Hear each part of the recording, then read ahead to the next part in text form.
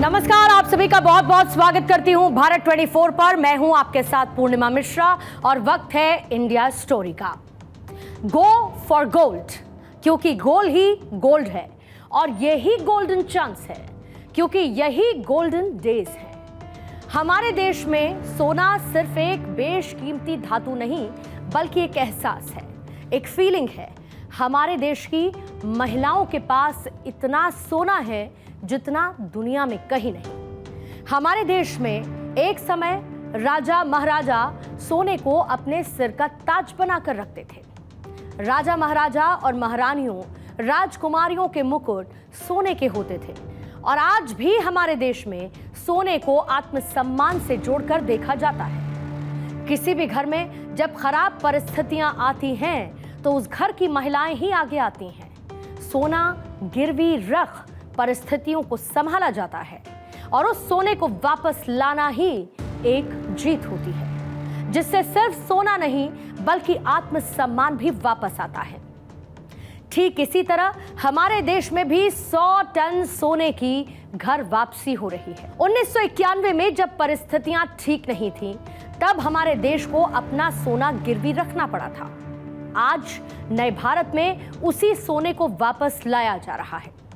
140 करोड़ देशवासियों के आत्मसम्मान का एक हिस्सा वापस आ रहा है। ये एक गौरवान्वित करने वाली कहानी है जिसे आज हम तराशेंगे आज की इंडिया स्टोरी में।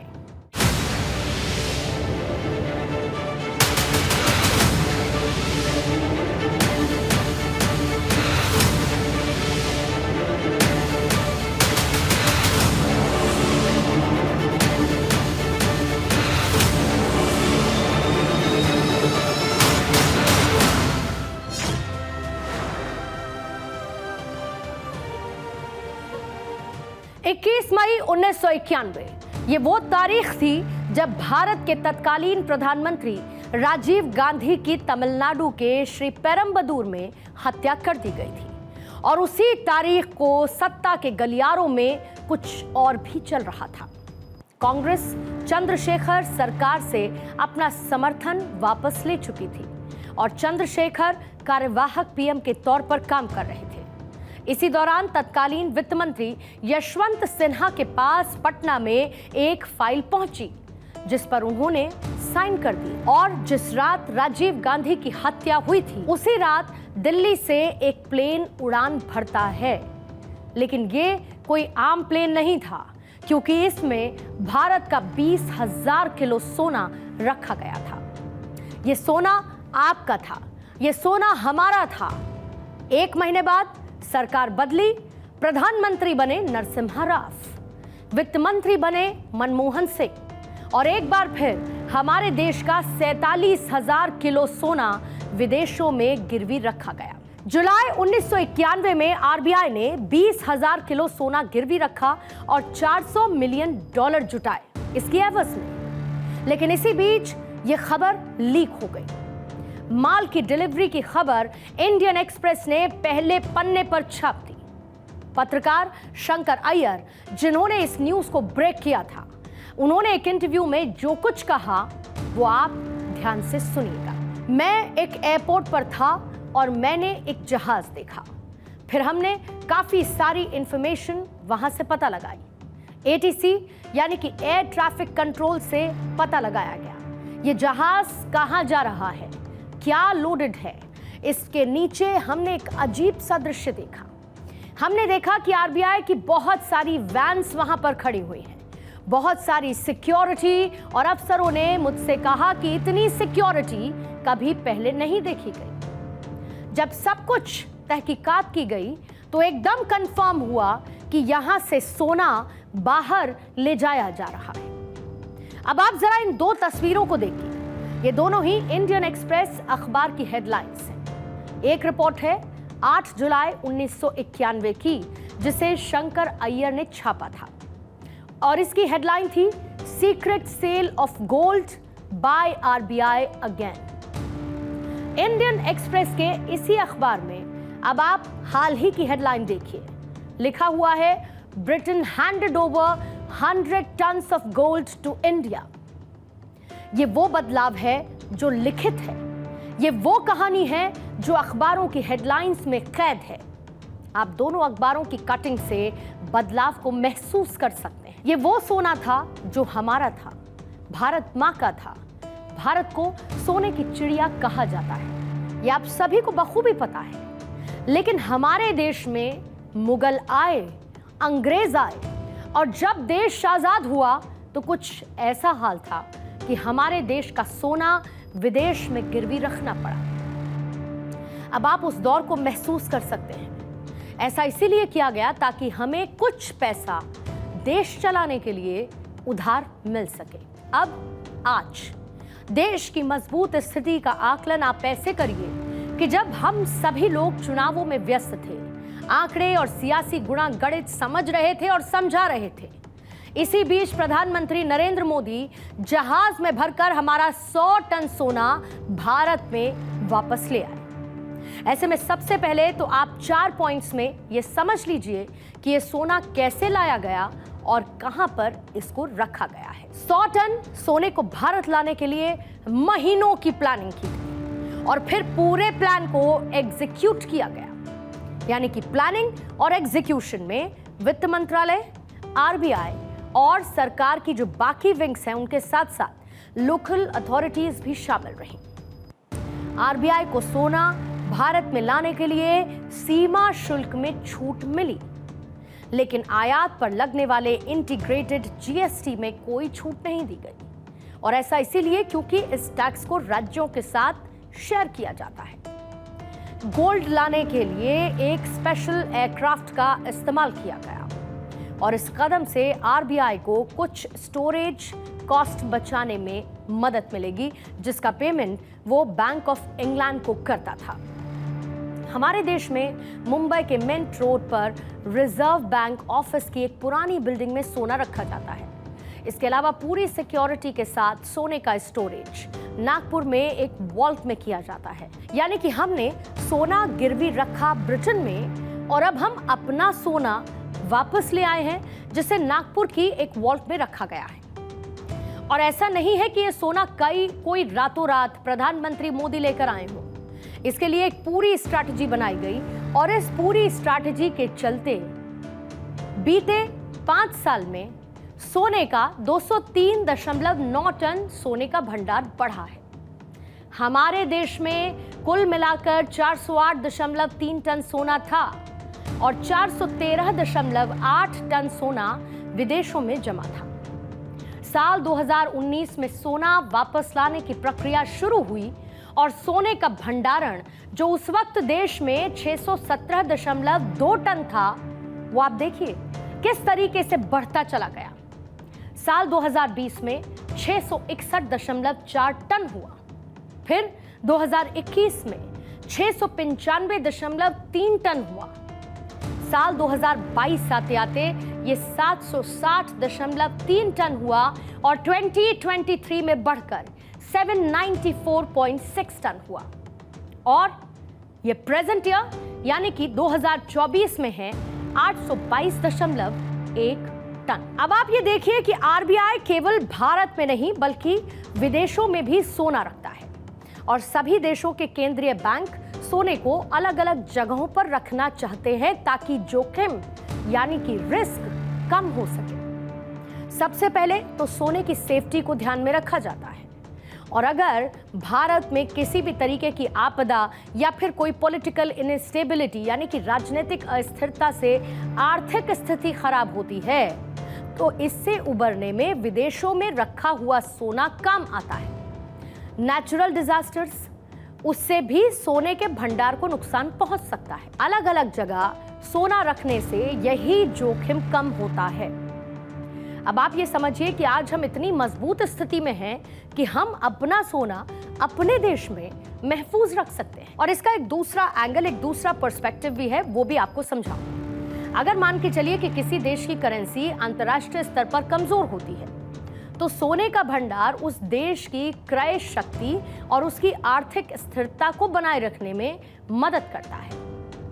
मसलन 1991 में जब भारत की इकोनॉमी डूब रही थी और उसके पास सामान इंपोर्ट करने के लिए डॉलर नहीं थे तो उसने सोने को गिरवी रख के पैसे को जुटाया और इस फाइनेंशियल क्राइसिस से बाहर आया। बहुत अधिक भंडारण होने का मतलब है, स्टोरेज होने का मतलब है कि देश की अर्थव्यवस्था मजबूत है।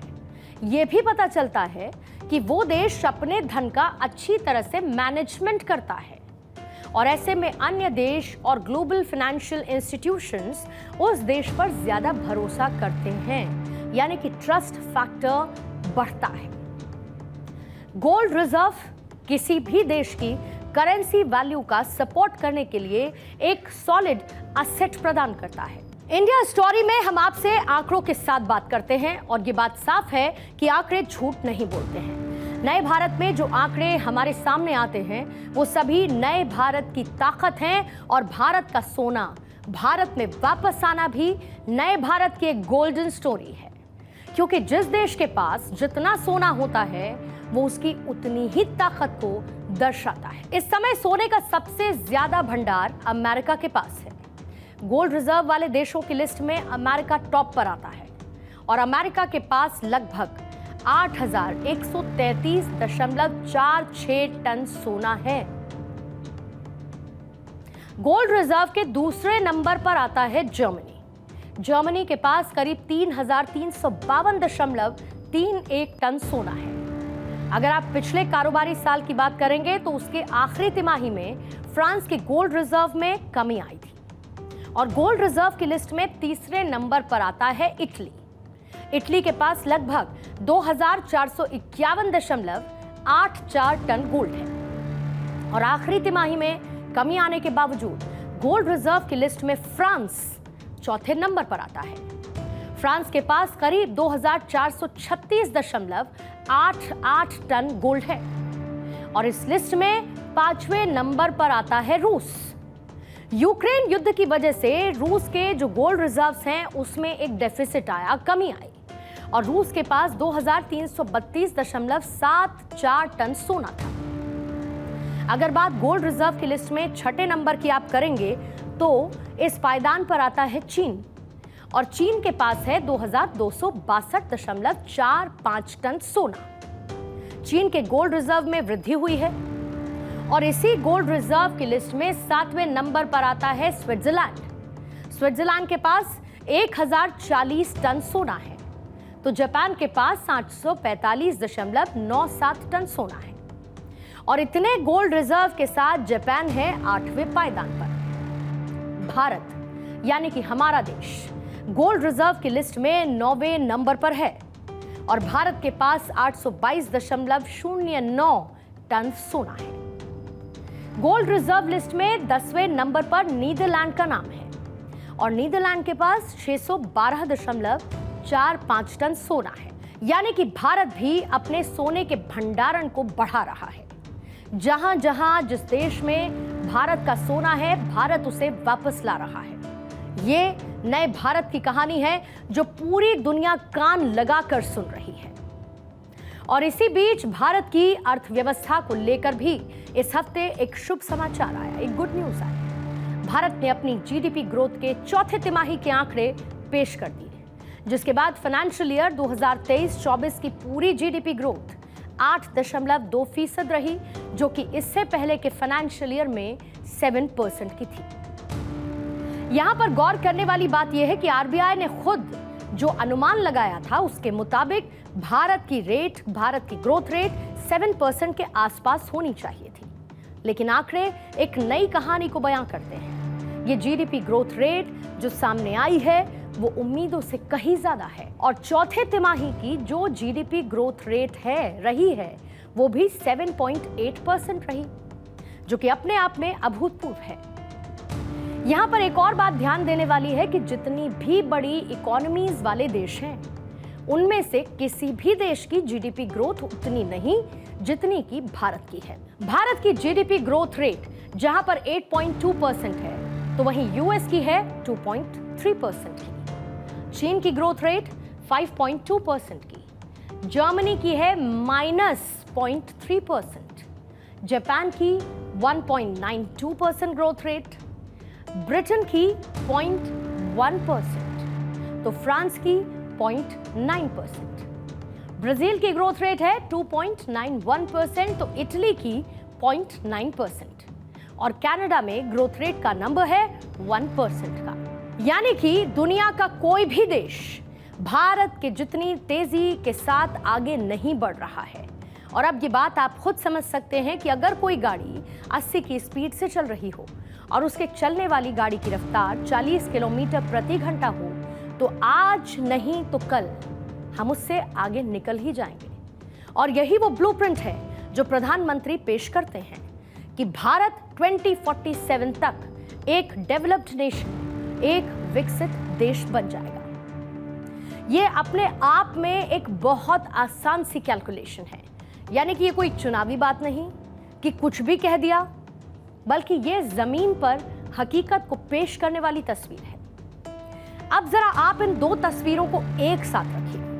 एक तरफ हमारे देश का सोना है जो हमारे देश में वापस लाया जा रहा है, तो दूसरी तरफ हमारे देश की विकास दर सबसे ज्यादा है। और ये सब बातें कोई माउथ टू माउथ की नहीं है, माउथ टू माउथ किए गए प्रचार की नहीं है, बल्कि आंकड़ों के साथ कही गई एक सच्चाई है।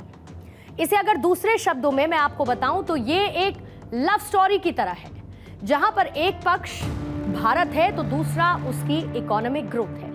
और यही होगी हमारे देश की बदलती डेवलप्ड स्टोरी, यही होगी नए भारत की इंडिया स्टोरी।